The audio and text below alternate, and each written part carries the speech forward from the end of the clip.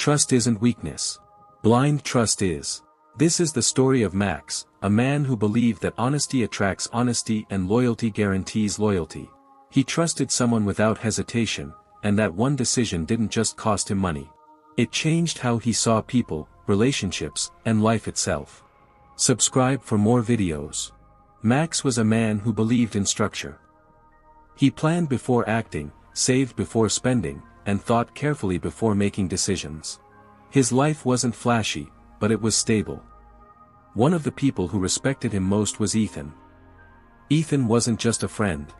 He was someone Max had known for years, long conversations, shared struggles, and endless talks about building something meaningful.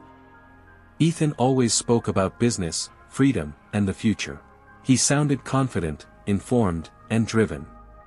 One evening, Ethan came to Max with an opportunity. It wasn't a risky gamble, he said. It was a logistics and e-commerce fulfillment business, warehouses, shipping contracts, and online sellers needing storage and delivery support. Ethan claimed he already had contacts, early clients, and a team ready to scale. "All I need," Ethan said calmly, "is capital. And I want you in." Max didn't rush the decision. He asked questions. How would the money be used? What were the margins? What could go wrong? Ethan had answers, projections, numbers, even screenshots of conversations with potential partners. But what convinced Max wasn't the data. It was the trust. Ethan had been there during tough times. He listened when Max doubted himself. After weeks of careful thinking, Max invested most of his savings. Not because of greed, but because he believed in people more than profit. At first, everything looked solid. Weekly updates came in. Photos of warehouse spaces. Client lists and invoices. Ethan spoke with confidence, always reminding Max that real growth takes time. When small delays appeared, Max pushed aside the uneasiness in his gut. Every business faces challenges, he told himself. Then things slowly changed. Updates became less frequent. Calls turned into texts. Texts became excuses.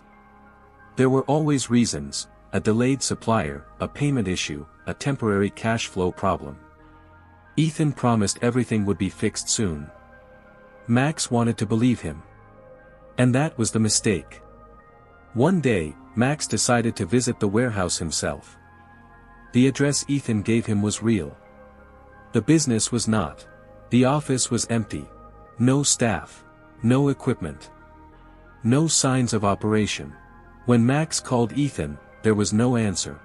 Hours later, one message came through. "I'll explain everything soon." That explanation never arrived. Days turned into weeks.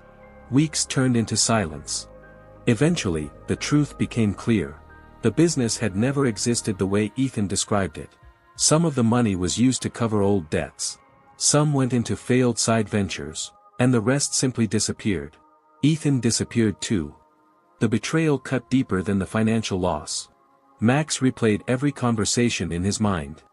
He blamed himself more than Ethan, for trusting without limits, for believing words without verification. For a long time, Max shut down. He stopped networking. Stopped sharing ideas. But life has a way of forcing growth. Slowly, Max rebuilt, this time with discipline. He studied businesses in detail. He verified before believing. He demanded transparency.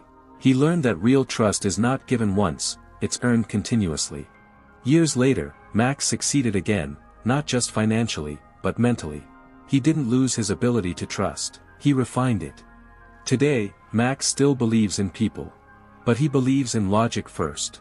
Because some people don't enter your life to grow with you. They enter to teach you the cost of blind trust.